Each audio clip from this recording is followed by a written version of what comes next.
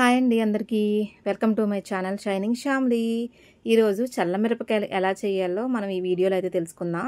చల్లమిర్చి అందరూ చేస్తారండి, కాకపోతే నేను ఒక చిన్న మిస్టేక్ చేశానన్నమాట ఈ మిరపకాయలు తయారీ విధానంలో. అదేంటో మీకు చెప్తానన్నమాట. ఎందుకంటే చాలామంది ఏదో తెలివైన కుందేలెళ్ళి వేటగాడి వల్ల పడింది అన్నట్టు అలాగే చేస్తారు. అందుకని ఆ మిస్టేక్ నేను ఏం చేశానని మీకు చెప్తాను, మీరైతే జాగ్రత్త పడండి. వేసవకాలం వచ్చిందంటే ఇదే కదండి మనకి పచ్చళ్ళు, వడియాలు, కారాలు, మిర్చి. మనకైతే లేడీస్కి అయితే అస్సలు ఖాళీ ఉండదు కదా. ఆ ప్రాసెస్లో నేనైతే ఫస్ట్ అయితే చల్లమిర్చి అయితే ప్రిపేర్ చేసేసాను ఈ వేసవి స్టార్టింగ్లోనే. సో ఫస్ట్ అయితే మిరపకాయలు నేను 5 కేజీలు తీసుకున్నానండి. ఇక్కడ 5 కేజీలు మిరపకాయలు తీసుకుని క్లీన్గా శుభ్రంగా నీట్గా కడిగేసి వాటిని అయితే తొడవాల్సిన అవసరం లేదు, కడిగేసి ఒక గిన్నెలో తీసుకున్నాను. కొంచెం చిన్నగా ఘాటు పెట్టుకుని వాటన్నిటికీ చిన్నగా ఘాటు పెట్టుకుని మంచిగా పక్కన పెట్టుకున్నాను. మిరపకాయలు కొంచెం గింజ పట్టినవి అయితే బాగుంటాయండి.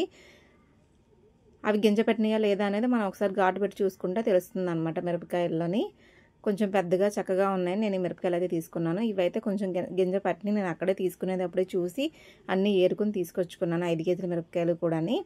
2 పక్కల ఘాటు పెట్టాల్సిన అవసరం లేదండి, ఒక పక్క ఘాటు పెడితే సరిపోతుంది. ఇలా అన్నీ పెట్టుకున్న తర్వాత మజ్జిగని మనం కొంచెం చిక్కగా అయితే ఇలాగ చిలకరించుకోవాలి. మరీ పలచగా చిలకరించుకుంటే బాగోవన్నమాట. కొంచెం పచ్చగా కాకుండా చిక్కగా కాకుండా ఇలా చిలకరించుకుంటే సరిపోతుంది. ఇందులోకి కొంచెం వాము కూడా తీసుకుని ఫైన్గా పౌడర్ చేసుకుని ఈ మజ్జిగలో అయితే కలుపుకోవాలి. 5 కేజీల మిరపకాయలకి నేను ఇక్కడ 5 లీటర్లు పెరుగు అయితే తీసుకున్నాను అనమాట. అంటే కొంచెం ఎక్కువ ఉంటే బాగుంటుంది. బాగా కొంచెం కారంగా కావాలనుకుంటే 1 లీటర్ పెరుగు తగ్గించుకుని 4 లీటర్లు తీసుకోండి. ఇలాగ వాము తీసుకుని కొంచెం ఫైన్గా పౌడర్ చేసుకుని ఈ మజ్జిగలో అయితే కలుపుకోవాలి. ఉప్పు కూడా ఇందులోనే వేసేసుకోవాలి. 3 దోసెలు ఉప్పు అయితే వేసుకున్నాను నేను ఈ మజ్జిగకి. ఇప్పుడు ఈ ఉప్పు కరిగేంత వరకు కూడా మనం ఇందులోనే మజ్జిగలోనే కలుపుకోవాలి. ఈ ఉప్పు మొత్తం కరిగిన తర్వాత అప్పుడు మనం మిరపకాయల్లో అయితే వేసుకోవాలి. దీంట్లో కొంచెం పసుపు కూడా వేసుకోవాలి. 1 టీ స్పూన్ పసుపు అయితే నేను మిరపకాయల్లో వేసుకుని అది కూడా బాగా కలిపాను అనమాట. అదంతా కలిసిన తర్వాత అప్పుడు మిరపకాయలు ఈ మజ్జిగ అయితే మనం వేసుకోవాలి.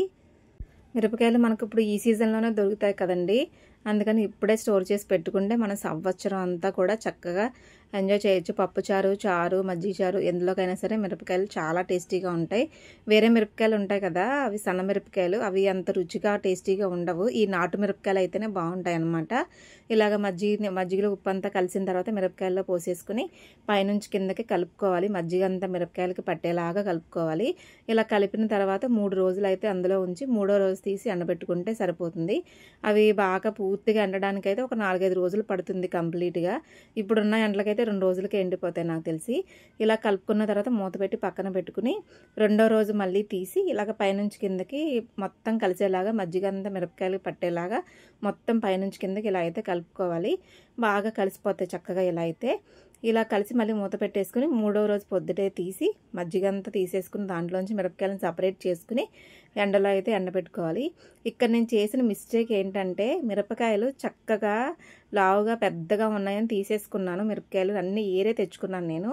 అయితే అలా కాదంట, మిరపకాయలు బాగా అంటే అంత ముదురుగా కాకుండా అంత లేతగా కాకుండా ఉన్నవైతే తీసుకోవాలంట మిర్చి. నాకైతే తెలియక లావుగా ఉన్నాయో పెద్దగా ఉన్నాయో ముదురు మిరపకాయలు, గింజ కూడా పట్టింది కదా అని చెప్పేసి నేనైతే తీసుకొచ్చేసాను ఈ మిర్చి. ఇంటికి తెచ్చిన తర్వాత మా అమ్మ కూడా బాగానే ఉన్నాయి కానీ గింజ పట్టిందా లేదా అని ఊపి చూసింది. మనకైతే తెలియదు కదా అవన్నీ, పెద్దవాళ్ళకే తెలుస్తాయి. సర్లే వేసే మజ్జిగలో ఎలా అయితే అలా అవుతాయని వేసేసాం. నేను చేసిన చిన్న మిస్టేక్ వల్ల 3 కేజీల మిరపకాయలు అయితే వచ్చాయి, 2 కేజీల మిర్చి అయితే పోయాయి అనమాట. మజ్జిగలో మెత్తగా అయిపోయినాయి. అవి అయితే వీడియో తీయలేదు, చూపిస్తే మా అమ్మ తిడద్దని.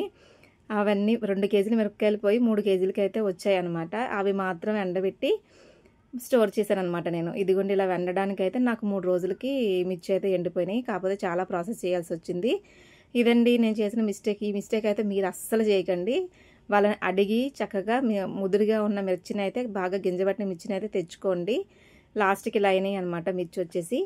టేస్ట్ అది అంతా కూడా బాగానే ఉంది, చక్కగా ఉన్నాయి. సో కొంచెం 2 కేజీలు అయితే లాస్ అయిన అనమాట. మీరైతే ఇలా ఈ మిస్టేక్ అయితే చేయకండి. సో వీడియో అయితే మీకు నచ్చింది అనుకుంటున్నాను. నచ్చితే లైక్ చేయండి, మీ ఫ్రెండ్స్ అండ్ ఫ్యామిలీ మెంబర్స్ అందరికీ షేర్ చేయండి. ఇలాంటి మంచి మంచి వీడియోస్ కోసం నా ఛానల్ని సబ్స్క్రైబ్ చేసుకోండి.